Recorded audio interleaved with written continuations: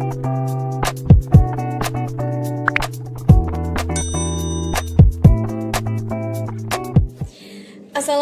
warahmatullahi wabarakatuh. Halo teman-teman semua, kembali lagi bersama saya Mardiatul Hasanah dengan NIM 20140400032 dari Fakultas Tarbiyah dan Keguruan UIN Imam Bonjol Padang.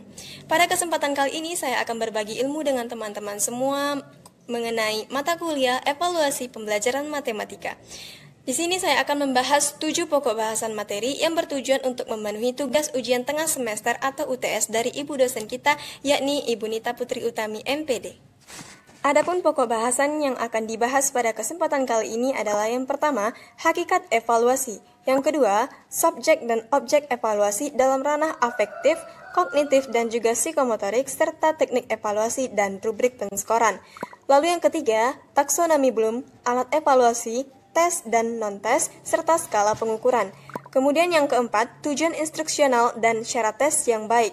Lalu yang kelima, validitas dan reliabilitas tes.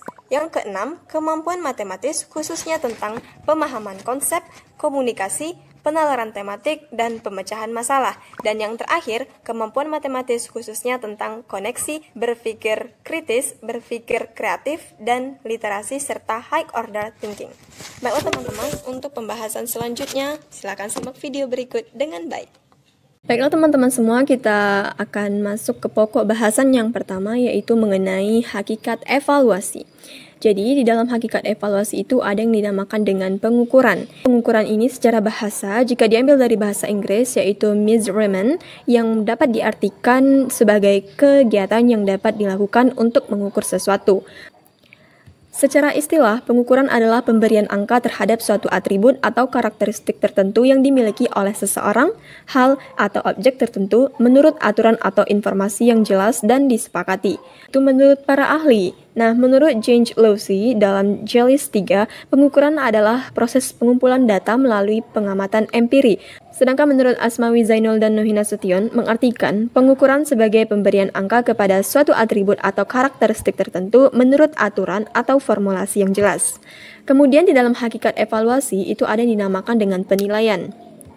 Jadi, penilaian ini adalah sebuah proses pengumpulan data untuk menentukan sejauh mana dan dalam hal apa, bagaimana ketercapaian tujuan pendidikan, apa dan bagaimana yang belum tercapai dan apa yang menjadi penyebabnya, serta apa tindak lanjutnya. Jadi, penilaian ini bersifat kualitatif atau berupa predikat atau pernyataan kualitatif. Misalnya, sangat baik, baik, cukup, kurang, atau sangat kurang. Dan di dalam penilaian itu ada fungsinya. Nah, apa saja fungsi penilaian? Jadi yang pertama, fungsinya itu adalah menggambarkan sejauh mana seorang peserta didik telah menguasai suatu kompetensi. Evaluasi hasil belajar peserta didik dalam rangka membantu peserta didik memahami kemampuan dirinya, membuat keputusan tentang langkah berikutnya, baik untuk pemilihan program, pengembangan kepribadian maupun untuk penjurusan. Menemukan kesulitan belajar dan kemungkinan prestasi yang bisa dikembangkan peserta didik dan sebagai alat diagnosis yang membantu pendidik menentukan apakah seseorang perlu mengikuti remedial atau pengayaan. Sebagai kontrol bagi pendidik dan satuan pendidikan tentang kemajuan perkembangan peserta didik. Berikutnya kita masuk ke tujuan penilaian. Yang pertama itu untuk mengetahui tingkat penguasaan kompetensi dalam sikap, pengetahuan, dan keterampilan yang sudah atau belum dikuasai oleh seseorang atau sekelompok peserta didik untuk ditingkatkan dalam pembelajaran remedial dan program pengayaan. Menetapkan ketuntasan penguasaan kompetensi belajar peserta didik dan dalam kurun waktu tertentu, yaitu harian, tengah semester, 1 semester, 1 tahun, dan masa studi satuan pendidikan. Kemudian yang ketiga, menetapkan program perbaikan atau pengayaan berdasarkan tingkat penguasaan kompetensi bagi mereka yang diidentifikasi sebagai peserta didik yang lambat atau cepat dalam belajar dan pencapaian hasil belajar. Dan yang terakhir, memperbaiki proses pembelajaran pada pertemuan semester berikutnya. Apa saja ciri-ciri penilaian dalam pendidikan tersebut? Yang pertama, penilaian dilakukan secara tidak langsung. Nah, contoh dalam penilaian dilakukan secara tidak langsung ini adalah mengukur kepandaian melalui ukuran kemampuan penyelesaian soal-soal. Kemudian yang kedua, penilaian pendidikan, yang artinya menggunakan simbol bilangan sebagai hasil pertama pengukuran, setelah itu lalu diinterpretasikan berbentuk kualitatif atau ke bentuk kualitatif. Penilaian pendidikan menggunakan unit-unit atau satuan-satuan yang tetap. Nah, karena IQ 105 itu termasuk anak normal, anak lain yang hasil pengukuran IQ-nya 80, nah, menurut unit ukuran itu termasuk anak yang dungu. Ada bersifat relatif, artinya tidak sama atau tidak selalu tetap dari satu waktu ke waktu yang lain. Lanjutkan ke evaluasi. Jadi, evaluasi ini ada menurut Wiersma dan George. Nah, evaluasi adalah suatu proses yang mencakup pengukuran dan testing yang juga berisi pengambilan keputusan tentang nilai. Kemudian, evaluasi menurut Bloom 1971 yang dikutip School Self Various, evaluasi sebagai kita lihat itu adalah pengumpulan kenyataan secara sistematis untuk menetapkan apakah dalam kenyataannya terjadi perubahan dalam diri pribadi siswa. Jadi dapat disimpulkan bahwasanya evaluasi merupakan salah satu cara dalam proses untuk menilai apakah kompetensi yang dipelajari yang telah dipahami dengan baik atau tidak. Ada fungsi evaluasi. Jadi fungsi evaluasi yang pertama itu adalah selektif. Nah, evaluasi dalam bentuk tes matematika berfungsi menyeleksi antara siapa yang pintar, kurang pintar, dan kepintarannya di atas rata-rata. Kita dapat menyeleksi sekelompok siswa yang akan kita kirim, misalnya mengikuti Olimpiade Matematika. Kemudian yang kedua, diagnostik, yaitu mengetahui kesulitan siswa dalam belajar terhadap materi tertentu sehingga mengetahui berapa indikator yang dikuasainya dan tidak dikuasainya. Lalu yang ketiga ada fungsi penempatan. Jadi fungsi penempatan ini sebagai penempatan yang dimaksud di sini itu adalah dengan memberikan tes, kita akan dapat menentukan dan juga menempatkan siswa tersebut dalam keunggulannya pada bidang tertentu. Kemudian yang keempat ada pengukuran keberhasilan. Nah, evaluasi berfungsi sebagai pengukuran keberhasilan dan bersifat juga yang berarti sifat evaluasi ini dapat dibedakan antara siswa yang pintar dan juga tidak pintar, di mana sifat itu berhubungan dengan berhasil dan tidak berhasil. Yang kelima ada tes formatif. Tes jenis ini disajikan di tengah program pembelajaran untuk memantau atau memonitor kemajuan belajar siswa demi memberikan umpan balik baik kepada siswa maupun kepada guru. Berdasarkan hasil tes, itu guru dan siswa itu dapat mengetahui apakah yang masih perlu dijelaskan kembali agar materi pembelajaran itu dapat dikuasai dengan baik. Lalu yang terakhir ada tes sumatif. Tes jenis ini biasanya diberikan pada akhir tahun ajaran atau akhir suatu satuan pendidikan. Lalu kita masuk kepada tujuan evaluasi. Nah, yang pertama itu untuk mendeskripsikan kemampuan belajar siswa. Kemudian untuk mengetahui tingkat keberhasilan proses pembelajaran. Yang ketiga, dengan evaluasi ini kita dapat mengetahui berhasil atau tidaknya proses belajar dalam pembelajaran matematika. Kemudian yang keempat, menentukan tindak lanjut hasil penelitian. Lalu yang terakhir, tindak lanjut hasil penilaian, yaitu adanya program pengayaan bagi peserta didik yang mempunyai prestasi tinggi atau baik dan dilakukan program remedial bagi mereka yang belum tuntas dalam menguasai materi. Baiklah, kita masuk ke materi yang kedua, yaitu tentang subjek dan objek evaluasi pembelajaran, yaitu dalam ranah kognitif, afektif, dan psikomotorik, kemudian teknik evaluasi, dan juga rubrik penskoran. Subjek evaluasi. Subjek evaluasi ini adalah orang yang melakukan penilaian. Subjek atau pelaku evaluasi pendidikan itu adalah orang yang melakukan pekerjaan evaluasi dalam bidang pendidikan. Selanjutnya, subjek evaluasi pendidikan itu dapat berbeda-beda orangnya. Contoh, untuk melaksanakan evaluasi tentang prestasi belajar atau pencapaian, maka sebagai subjek evaluasi adalah guru. Kemudian yang kedua, untuk melaksanakan evaluasi sikap yang menggunakan sebuah skala, maka sebagai subjeknya dapat meminta petugas yang ditunjuk dengan didahului oleh suatu latihan melaksanakan evaluasi tersebut. Lalu untuk melaksanakan evaluasi terhadap kepribadian, di mana menggunakan sebuah alat ukur yang sudah distandarisasikan, maka subjeknya adalah ahli-ahli psikologi. Ada beberapa syarat untuk seseorang menjadi subjek evaluasi, di antaranya mampu melaksanakan. Nah, persyaratan pertama yang harus dipenuhi oleh seseorang evaluator itu adalah bahwa mereka harus memiliki kemampuan untuk melaksanakan evaluasi yang didukung oleh teori dan keterampilan praktik. Kemudian yang kedua, cermat. Dapat melihat celah-celah dan detail dari program serta bagian program yang akan dievaluasi. Yang ketiga, objektif, tidak mudah dipengaruhi oleh keinginan pribadi, yaitu agar dapat mengumpulkan data sesuai keadaannya. Selanjutnya dapat mengambil kesimpulan sebagaimana diatur oleh ketentuan yang harus diikuti. Yang keempat, sabar dan tekun. agar di dalam melaksanakan tugas dimulai dari membuat rancangan kegiatan dalam bentuk menyusun proposal, menyusun instrumen, mengumpulkan data, dan menyusun laporan tidak gegabah dan tergesa-gesa. Lalu yang kelima, hati-hati dan bertanggung jawab, yaitu melakukan pekerjaan evaluasi dengan penuh pertimbangan. Namun, apabila masih ada kekeliruan yang diperbuat, berani menanggung resiko atas segala kesalahannya. Selanjutnya ada objek evaluasi.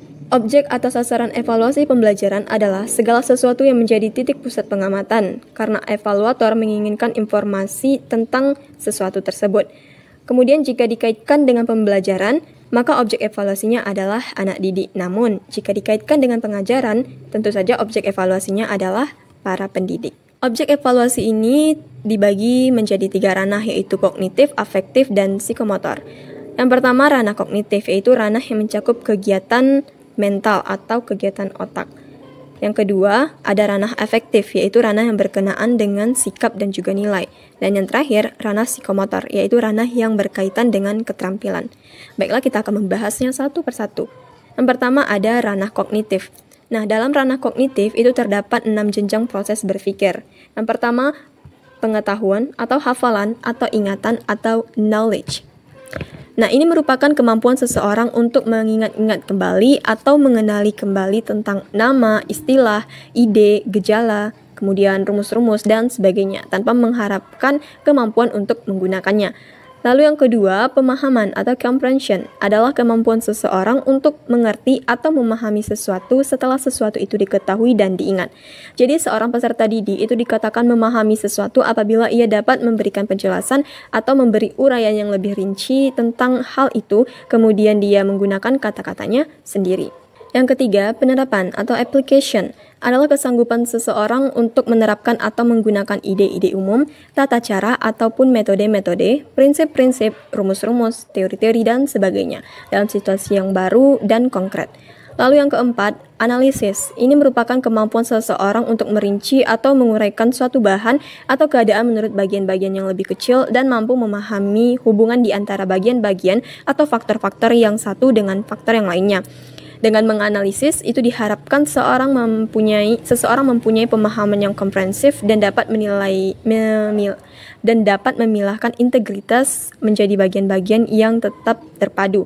Untuk beberapa hal memahami prosesnya, untuk hal lain memahami cara bekerjanya, untuk hal yang lain lagi memahami sistematikanya.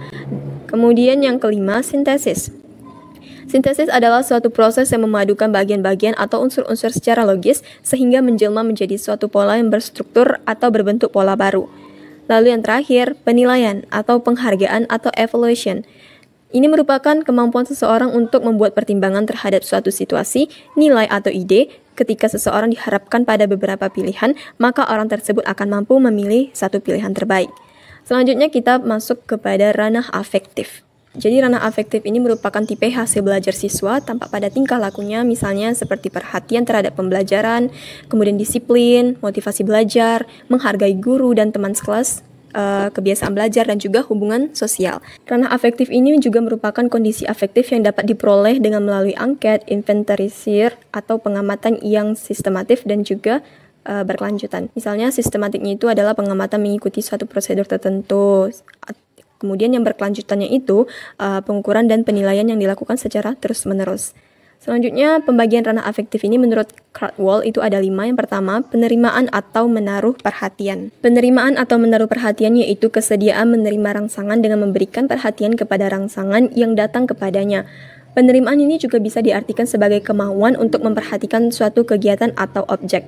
Nah, rangsangan yang datang kepada peserta didik itu dapat berupa masalah, situasi, gejala, dan lain hal sebagainya. Yang kedua, menanggapi atau responding. Responding ini merupakan kemampuan yang dimiliki seseorang untuk mengikutsertakan dirinya secara aktif dalam fenomena tertentu dan membuat reaksi terhadap dengan salah satu cara. Yang ketiga, menilai. Valuing atau menghargai adalah memberikan nilai atau penghargaan terhadap suatu kegiatan atau objek sehingga apabila kegiatan itu tidak dikerjakan dirasakan akan membawakan kerugian atau penyesalan.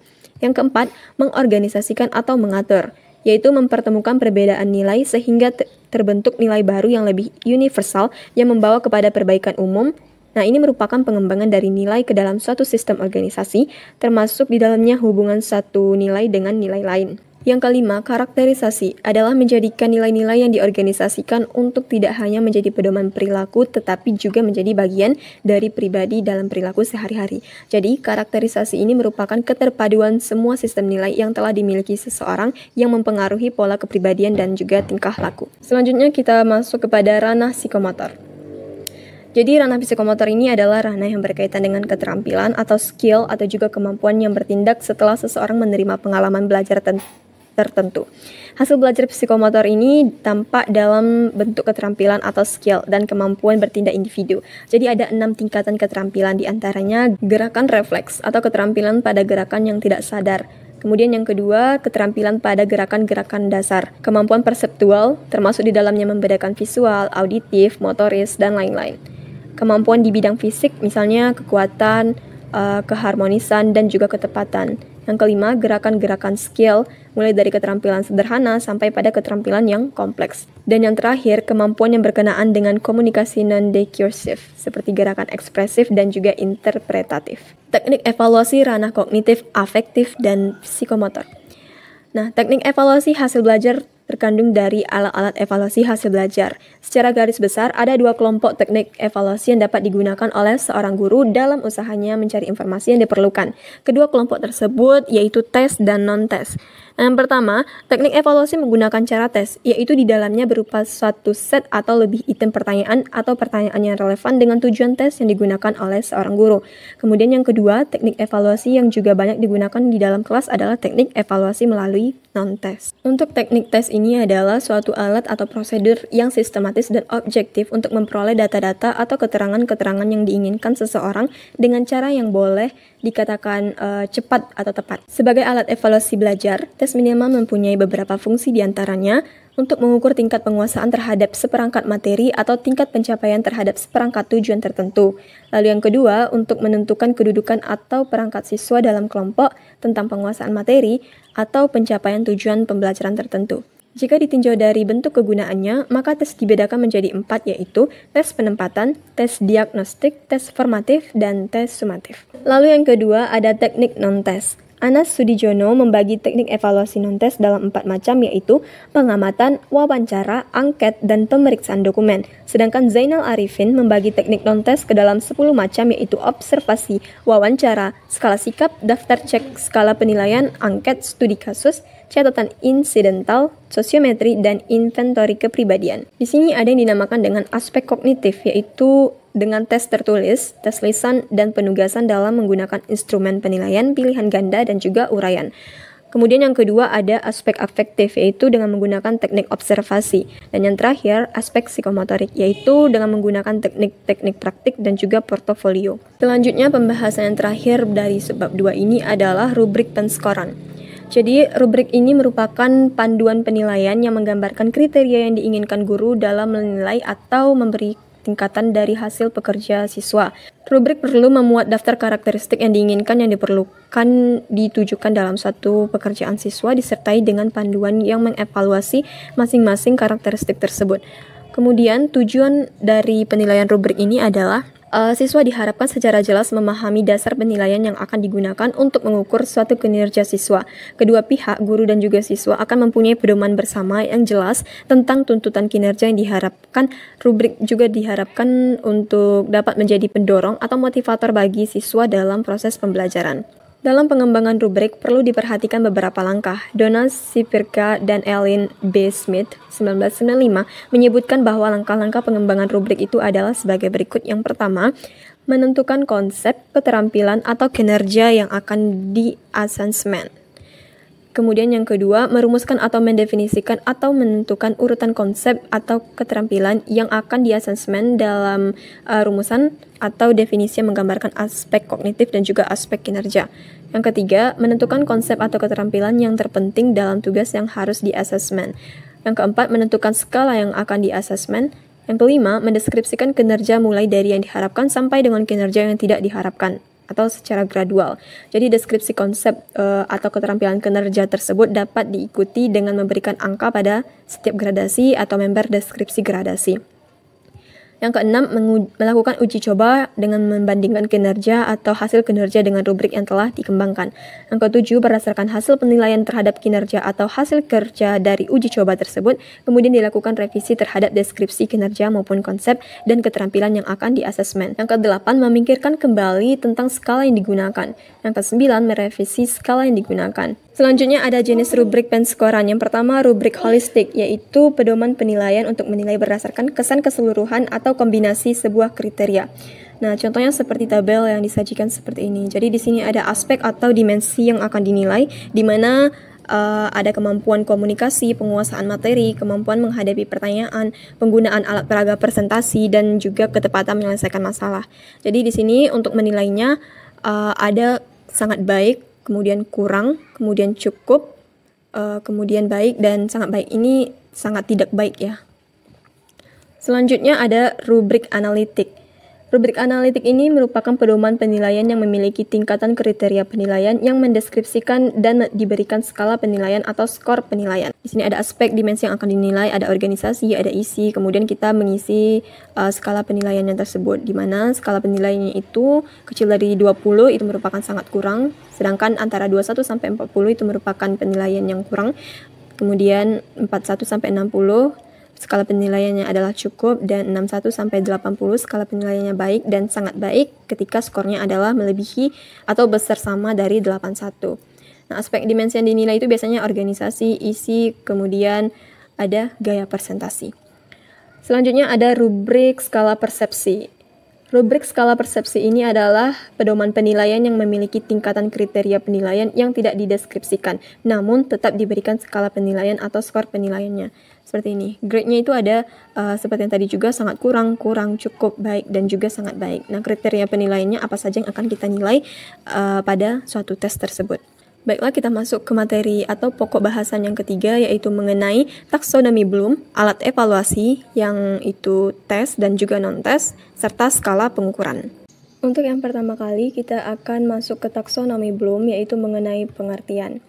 Secara bahasa, kata taksonomi berasal dari bahasa Yunani, yaitu taksis atau nomos dan nomos.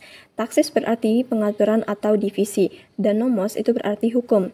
Sedangkan secara istilah, taksonomi dapat diartikan sebagai hukum yang mengatur sesuatu. Jadi, taksonomi Bloom adalah struktur hierarki yang mengidentifikasikan keterampilan berpikir mulai dari jenjang yang rendah hingga jenjang yang tinggi.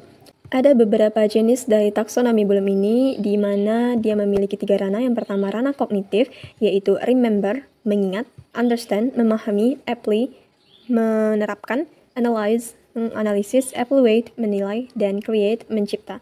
Lalu yang kedua, taksonomi Bloom ranah afektif mencakup tentang 5 hal, yaitu penerimaan atau receiving A1, responsive atau responding A2, organisasi atau organization A4, A3, dan yang terakhir karakterisasi atau characterization A4.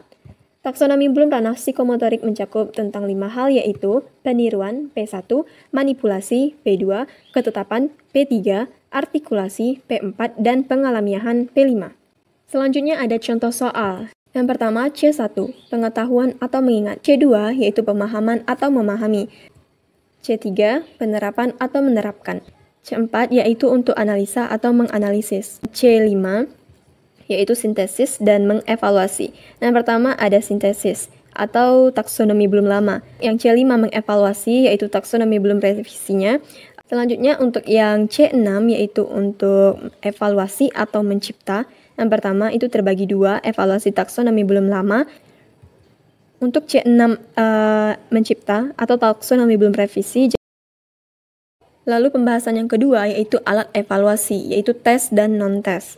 Instrumen evaluasi pembelajaran matematika merupakan alat ukur yang dipakai dalam pembelajaran matematika untuk menilai dan mengevaluasi sampai sejauh mana proses pembelajaran matematika mencapai sasarannya.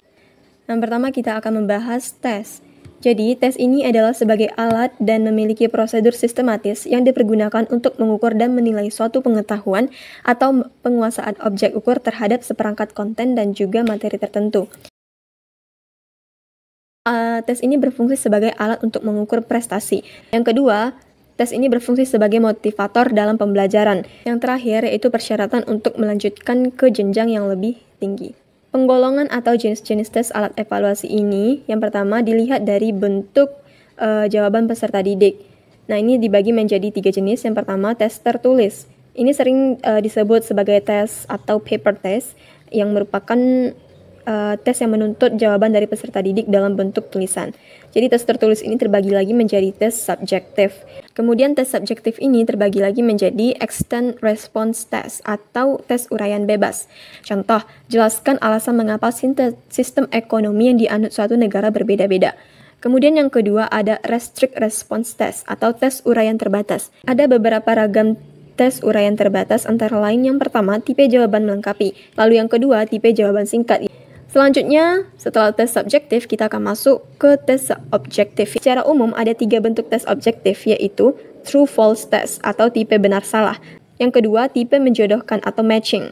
Selanjutnya, tipe pilihan ganda atau multiple choice. Terdapat beberapa variasi juga atau modifikasi dari tes pilihan ganda tersebut, di mana yang pertama itu ada pilihan ganda analisis hubungan antar hal, kemudian yang kedua multiple choice analisis kasus, pilihan ganda asosiasi.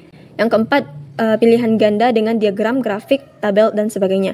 Yang kelima, ada jawaban singkat atau short answer dan melengkapi completion. Setelah tes tertulis, ada lagi yang dinamakan dengan tes lisan. Nah, tes lisan ini menuntut jawaban dari peserta didik dalam bentuk lisan. Jadi peserta didik itu mengucapkan jawaban dengan kata-katanya sendiri, sesuai dengan pernyataan atau perintah yang diberikan. Kemudian ada tes perbuatan, yaitu tes praktik atau tes tindakan dalam suatu bentuk tes, di mana peserta didiknya diminta untuk melakukan kegiatan khusus di bawah pengawasan penguji yang akan mengobservasi penampilannya dan membuat keputusan tentang kualitas hasil belajar yang didemonstrasikan. Misalnya untuk melihat bagaimana cara menggunakan komputer dengan baik dan benar, kemudian guru harus menyuruh peserta didik itu untuk mempraktikkan dan mendemonstrasikan penggunaan komputer yang sesungguhnya sesuai dengan prosedur yang baik dan juga benar. Ditinjau dari segi penyusunannya tes hasil belajar. Nah, ini dapat dibedakan menjadi 2. Yang pertama ada teacher-made test atau tes buatan guru. Jadi tes buatan guru ini adalah tes yang disusun sendiri oleh guru yang akan mempergunakan tes tersebut. Kemudian tes ini juga biasanya digunakan untuk ulangan harian, formatif, dan juga ulangan umum. Lalu yang kedua ada tes yang telah distandarkan atau standardized test, yaitu tes yang telah mengalami proses standarisasi, yakni proses validasi dalam keadaan reliability, sehingga tes tersebut benar-benar valid dan andal untuk suatu tujuan dan bagi suatu kelompok tertentu. Tes ini disebut andal atau dapat dipercaya jika tes tersebut menunjukkan ketelitian pengukuran. Ketelitian ini berlaku untuk setiap orang. Jika tes ini itu andal, maka skor hasil tes yang dibuat itu akan tetap sama. Lalu jika ditinjau berdasarkan jumlah peserta didiknya, itu tes dapat dibedakan menjadi 2 macam. Yang pertama, tes perorangan, yang kedua, tes kelompok. Kemudian ada lagi yang dinamakan dengan atau ditinjau dari segi kegunaan untuk mengukur siswanya. Nah, terdapat 3 macam tes. Yang pertama, tes diagnostik, yaitu tes yang digunakan untuk mengetahui kelemahan-kelemahan siswa sehingga berdasarkan kelemahan tersebut dapat dilakukan pemberian perlakuan yang tepat. Jadi, tes ini juga disebut prasyarat tes atau prerequisite test yang berfungsi sebagai tes penempatan atau placement test. Yang kedua, tes formatif. Nah, evaluasi formatif atau tes formatif diberikan pada akhir program atau ulangan harian. Yang ketiga ada tes sumatif. Nah, untuk tes sumatif itu biasanya dilaksanakan pada akhir semester. Kemudian jika ditinjau berdasarkan aspek pengetahuan dan keterampilan, maka tes dapat dibedakan menjadi 2 jenis. Yang pertama, tes kemampuan atau power test. Yang kedua ada speed test. Nah, untuk tes kemampuan ini adalah tidak adanya batasan waktu dalam pengerjaan tes. Sedangkan untuk tes kecepatan atau speed test, yang diukur di sini adalah kecepatan peserta didik dalam mengerjakan sesuatu pada waktu atau periode tertentu. Selanjutnya untuk non-test. Nah, evaluasi non-test ini merupakan penilaian atau evaluasi hasil belajar peserta didik yang dilakukan dengan tanpa menguji peserta didik, melainkan dilaksanakan dengan menggunakan pengamatan secara sistematis atau observation, melakukan wawancara, kemudian menyebarkan angket, dan memeriksa atau meneliti dokumen-dokumen. Wawancara atau interview. Wawancara ini adalah cara menghimpun bahan keterangan yang dilakukan dengan melakukan tanya jawab lisan secara sepihak, berhadapan muka, dan dengan arah serta tujuan yang telah ditentukan. Nah, tujuan wawancara ini adalah yang pertama untuk memperoleh informasi secara langsung guna menjelaskan suatu hal tertentu. Yang kedua, untuk melengkapi suatu penyelidikan ilmiah. Yang ketiga, untuk memperoleh data agar dapat mempengaruhi situasi atau orang tertentu. Nah, bagaimana contohnya seperti ini. Jadi di dalam wawancara itu ada tujuan, kemudian bentuk wawancara itu bebas ya. Dan untuk respondennya ya siswa lah gitu. Misalnya siswa yang memperoleh prestasi yang tinggi gitu. Jadi diisi nama, kelas, kemudian jenis kelaminnya. Dan lain-lain boleh juga ditambahkan. Lalu yang kedua ada pengamatan atau observation. Observasi adalah cara menghimpun bahan-bahan keterangan atau data yang dilakukan dengan mengadakan pengamatan dan pencatatan secara sistematis terhadap fenomena-fenomena yang akan atau yang sedang dijadikan sasaran pengamatan. Nah, sebagai alat evaluasi, observasi itu digunakan untuk yang pertama, menilai minat, sikap, dan nilai yang terkandung dalam diri siswa. Yang kedua, melihat proses kegiatan yang dilakukan oleh siswa maupun kelompok. Nah, ini dia contoh pedoman observasi praktek mengajar. Jadi di situ tertulis nama, mata pelajaran, pokok bahasan, kelas semester, kemudian hari tanggal, kompetensi dasar. Jadi ini berupa tabel yang akan diisi nanti untuk melakukan observasi. Selanjutnya ada yang dinamakan dengan angket atau questionnaire. Angket adalah sebuah daftar pertanyaan yang harus diisi oleh orang yang akan diukur atau respondennya. Jadi tujuan untuk penggunaan angket ini adalah untuk memperoleh data mengenai latar belakang peserta didik sebagai salah satu bahan dalam menganalisis tingkah laku dan juga proses belajar mereka. Nah, bagaimana cara kita menyusun angket ini? Jadi ada langkah-langkahnya. Yang pertama merumuskan tujuan, kemudian merumuskan kegiatan, kemudian menyusun langkah-langkah. Yang keempat menyusun kisi-kisi, lalu menyusun panduan angket, menyusun alat penilaian. Dan inilah contoh angket mata pelajaran matematika. Selanjutnya ada studi kasus atau case study. Studi kasus ini adalah mempelajari individu dalam proses tertentu secara terus-menerus untuk melihat perkembangannya.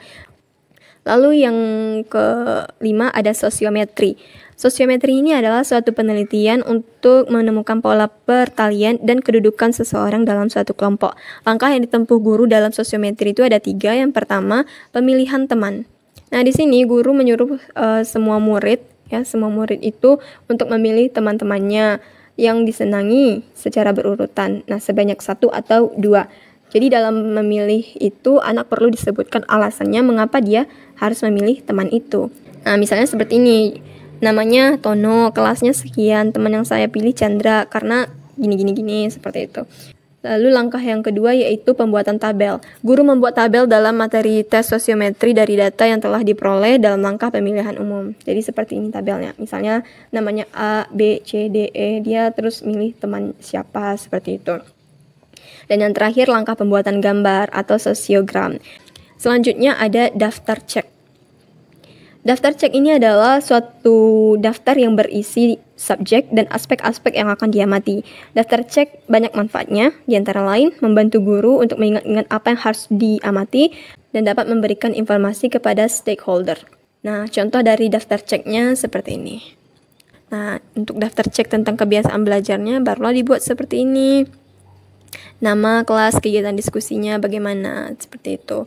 Selanjutnya ada yang dinamakan dengan skala penilaian.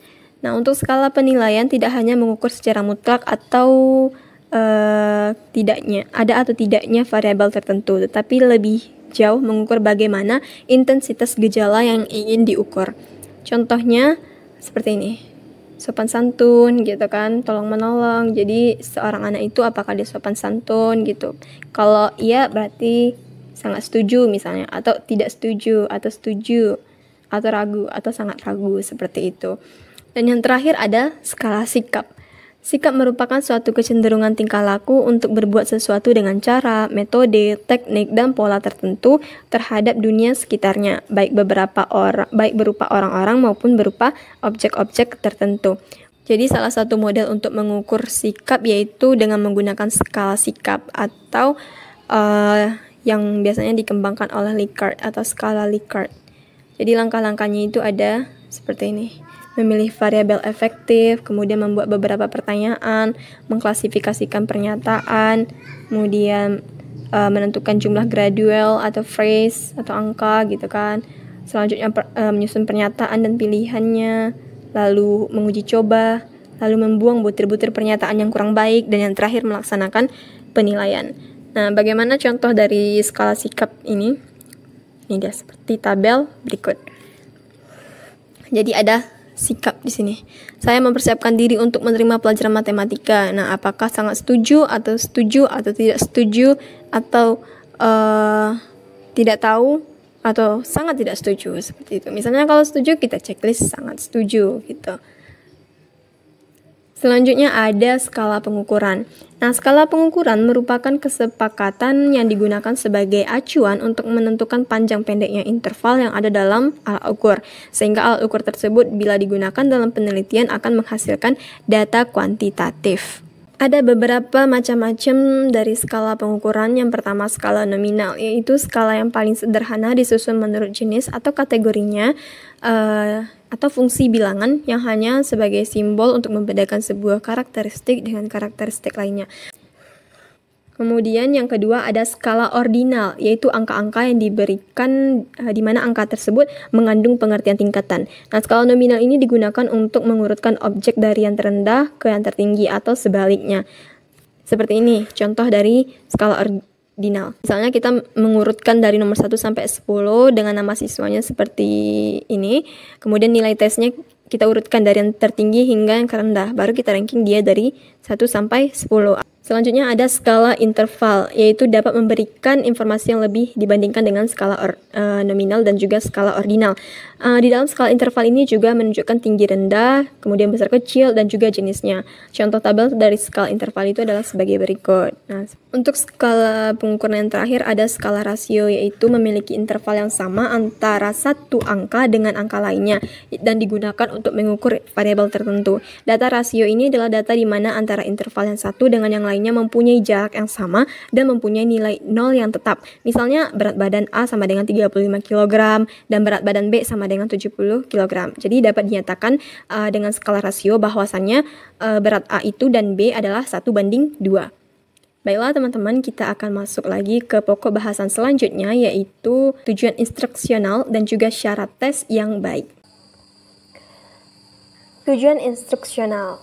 Tujuan instruksional merupakan penjabaran dari tujuan pendidikan dalam sistem pendidikan. Secara nasional, tujuan pendidikan tercantum dalam pembukaan Undang-Undang Dasar 1945, yakni mencerdaskan kehidupan bangsa. Adapun manfaat dari tujuan instruksional ini adalah yang pertama, kita dapat menentukan tujuan proses belajar mengajar. Yang kedua, menentukan persyaratan awal instruksional. Yang ketiga, merancang strategi instruksional. Kemudian, memilih media pembelajaran. Lalu, menyusun instrumen tes sebagai evaluasi belajar, dan yang terakhir, melakukan tindakan perbaikan pembelajaran. Persyaratan tujuan instruksional yang pertama itu ada tujuan instruksional umum atau biasa disingkat dengan TIU.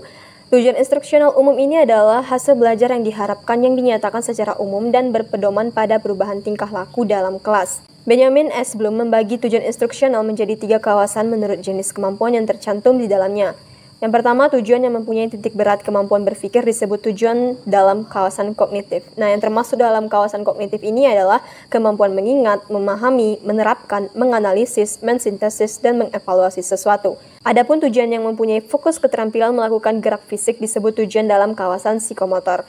Yang termasuk dalam kawasan psikomotor adalah kemampuan meniru, melakukan suatu gerak, memanipulasi gerak, merangkaikan berbagai gerak, melakukan gerakan dengan tepat dan wajar. Dan yang terakhir yaitu tujuan instruksional kawasan efektif, yakni yang berintikan kemampuan bersikap. Selanjutnya, tujuan instruksional khusus atau TIK. Nah, ini merupakan hasil belajar yang dinyatakan dalam istilah perubahan tingkah laku khusus. Tingkah laku khusus ini merupakan kata kerja yang dapat diamati dan juga diukur. Dalam perumusan tujuan instruksional khusus harus memperhatikan rambu-rambu sebagai berikut. Yang pertama, rumusan tujuan instruksional khusus harus merupakan hasil belajar, bukan proses belajar. Selanjutnya, perangkat tujuan instruksional khusus dalam suatu rencana pembelajaran haruslah komprehensif. Dan yang terakhir, banyaknya tujuan instruksional khusus yang dirumuskan harus sesuai dengan waktu yang disediakan untuk mencapainya. Pembahasan selanjutnya yaitu syarat tes yang baik. Nah, sebuah tes yang dapat dikatakan baik sebagai pengukur harus memenuhi persyaratan tes. Yang pertama itu ada validitas. Dalam bahasa Indonesia, valid disebut dengan istilah sahih. Satu tes hasil belajar dapat dikatakan tes yang valid apabila tes tersebut betul-betul dapat mengukur hasil belajar. Nah, seperti bagian di samping, validitas itu terbagi menjadi 2, yaitu rasional dan empirik. Sedangkan rasional terbagi lagi menjadi 2, yaitu validitas isi dan juga validitas konsep. Dan validitas empirik itu terbagi menjadi 3. Yang pertama validitas setara, Kemudian yang kedua validitas saat ini, dan yang terakhir validitas ramalan. Syarat selanjutnya yaitu reliabilitas. Reliabilitas ini adalah ketetapan atau keejagan alat tersebut dalam mengukur apa yang diukurnya. Artinya, kapanpun alat ukur tersebut digunakan akan memberikan hasil ukuran sama. Contoh, itu timbangan atau meteran, seperti itu. Nah, ini ada bentuk dari tabel nilai tes pertama dan tes kedua dari contoh reliabilitas. Di sini ada nama siswa, kemudian pengetesan pertama dan pengetesan kedua. Syarat selanjutnya adalah objektivitas. Sebuah tes dikatakan memiliki objektivitas apabila dalam melaksanakan tes ini tidak ada faktor subjektif yang mempengaruhi. Hal ini terutama pada sistem scoringnya. Apabila dikaitkan dengan reliabilitas, maka objektivitas menekankan ketetapan pada sistem scoring, sedangkan reliabilitas menekankan ketetapan dalam hasil tes. Yang keempat, praktikabilitas. Sebuah tes dikatakan memiliki praktikabilitas yang tinggi apabila tes tersebut bersifat praktis, mudah pengadministrasiannya. Jadi, tes yang praktis itu adalah tes yang memiliki kebebasan kepada siswa untuk mengerjakan terlebih dahulu bagian yang dianggap mudah oleh siswa. Selanjutnya, mudah pemeriksaannya. Nah, artinya bahwa tes itu dilengkapi dengan kunci jawaban maupun pedoman scoringnya. Lalu yang ketiga, dilengkapi dengan petunjuk-petunjuk yang jelas sehingga dapat diberikan atau diawali oleh orang lain. Syarat yang terakhir itu adalah ekonomis. Maksudnya, pelaksanaan tes tersebut tidak membutuhkan ongkos atau biaya yang mahal, tenaga yang banyak, dan waktu yang lama. Baik, kita lanjut ke pokok bahasan berikutnya, yaitu mengenai validitas dan reliabilitas tes. Yang pertama ada validitas. Jadi secara bahasa, arti validitas di KBBI adalah sifat benar menurut bahan atau bukti yang ada, logika berpikir atau kekuatan. Secara istilah, validitas adalah ketepatan atau kecermatan suatu instrumen dalam pengukuran. Sedangkan menurut Azwar, validitas adalah berasal dari kata validity yang mempunyai arti sejauh mana ketepatan dan kecermatan suatu alat ukur dalam melakukan fungsi ukurannya.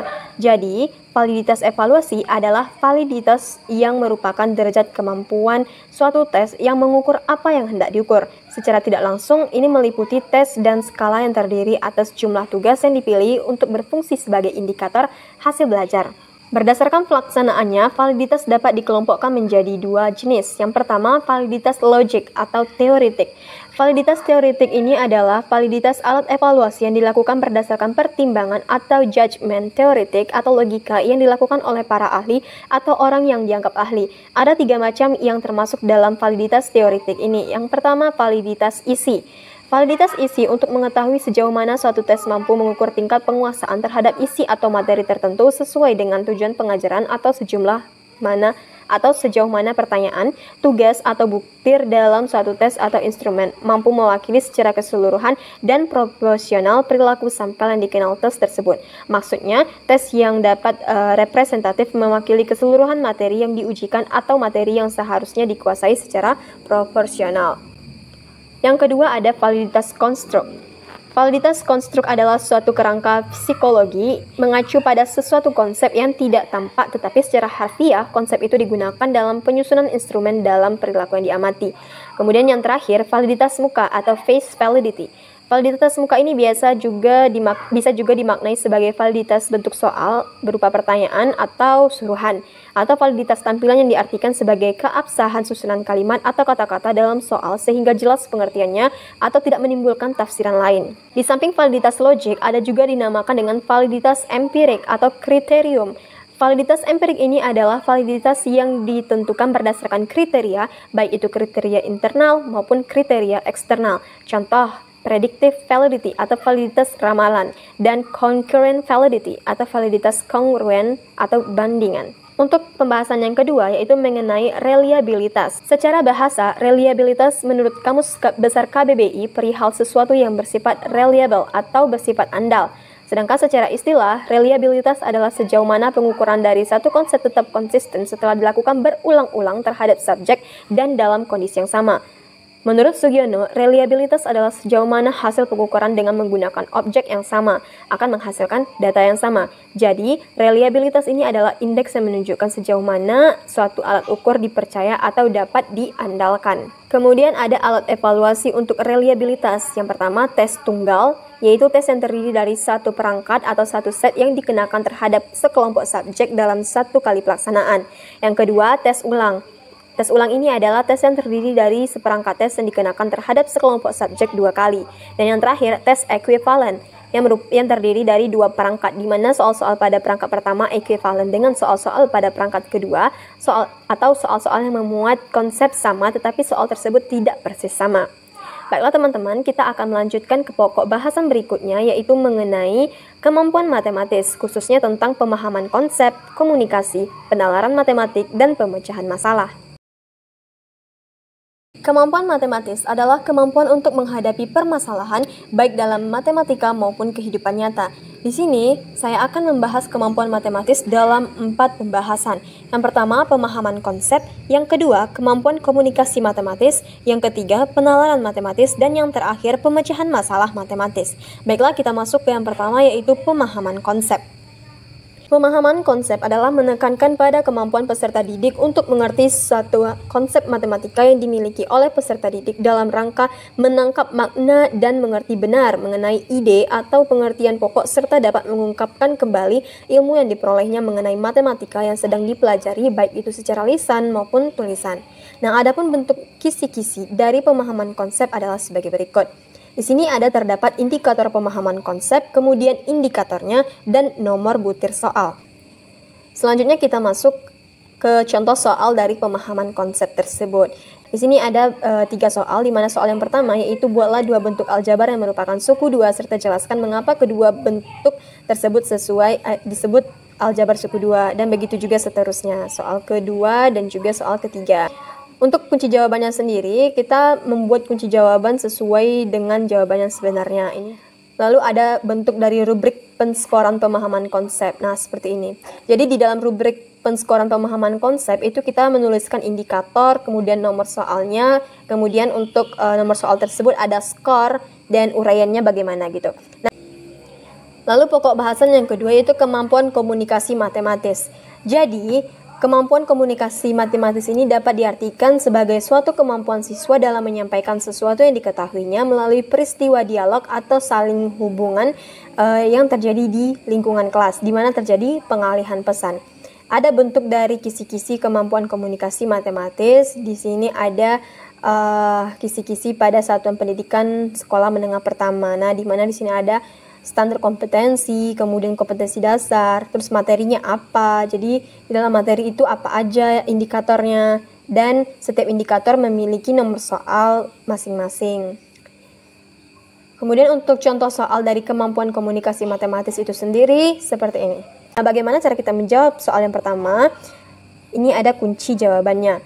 Jadi kita harus membuat dulu apa saja yang diketahui, kemudian kita juga membuat simbol-simbolnya seperti misalnya T, kemudian L, kemudian A, seperti itu. Dan juga harganya.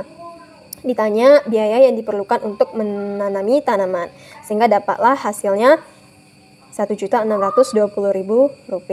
Lalu untuk rubrik penskoran kemampuan komunikasi matematis ini ada juga seperti yang tadi, indikator, kemudian penilaiannya, kemudian juga skornya. Nah, untuk indikator yang pertama, ketika skornya 0 berarti siswa itu tidak menjawab. Ketika skornya 1 berarti secara sistematis benda-bendanya itu nyata gitu kan. Kemudian gambar dan diagramnya juga disertai dengan unsur-unsur yang salah. Kemudian yang kedua ada gambar cerminan yang sistematis, kemudian benda-bendanya nyata dan diagramnya disertai dengan unsur-unsur sudah benar. Tapi hanya kurang lengkap gitu kan, atau ada sebagian dari gambarnya itu yang salah. Ketika skornya 3, berarti gambar atau cerminan secara matematis benda-benda nyatanya ini sudah disusun unsur-unsurnya secara benar atau lengkap dan juga jelas. Kita lanjut kepada kemampuan penalaran matematik.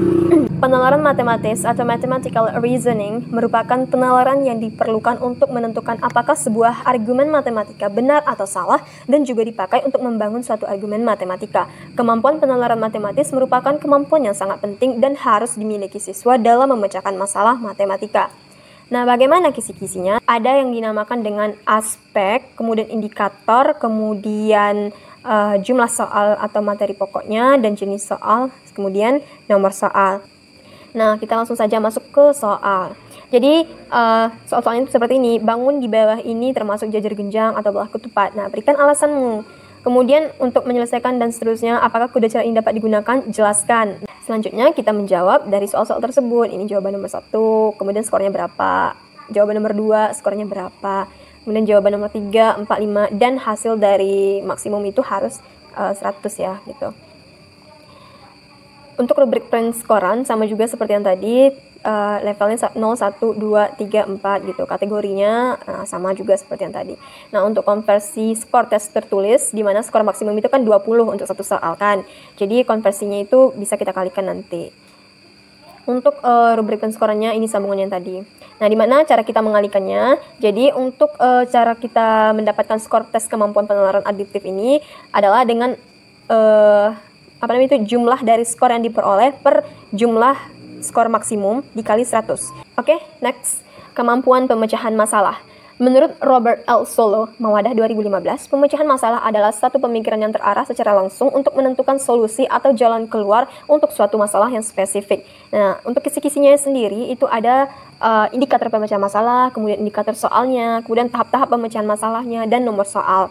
Selanjutnya, contoh soalnya seperti ini. Nah, sebidang kebun berbentuk lingkaran akan dibangun kolam renang yang berbentuk persegi panjang. Sudut-sudut kolam renang tersebut berada tepat di tepi kebun. Jika panjang dan lebar kolam renang adalah 48. Nah, pertanyaannya jadi ditanya itu luas kebun yang tersisa berapa gitu. Jadi ini kunci jawabannya. Kemudian untuk rubrik penskorannya juga tetap sama. Jadi nomor soalnya nomor berapa, kemudian langkah 1 atau jadi di dalam nomor soal itu ada langkah 1-nya, ada langkah 2, ada langkah 3, ada langkah 4. Kita masing-masing memberikan skor yang tepat pada jawaban peserta didik. Dan kita akan masuk ke pokok bahasan kita yang terakhir, yaitu mengenai kemampuan matematis, khususnya tentang koneksi, berpikir kritis, berpikir kreatif, literasi, dan high order thinking.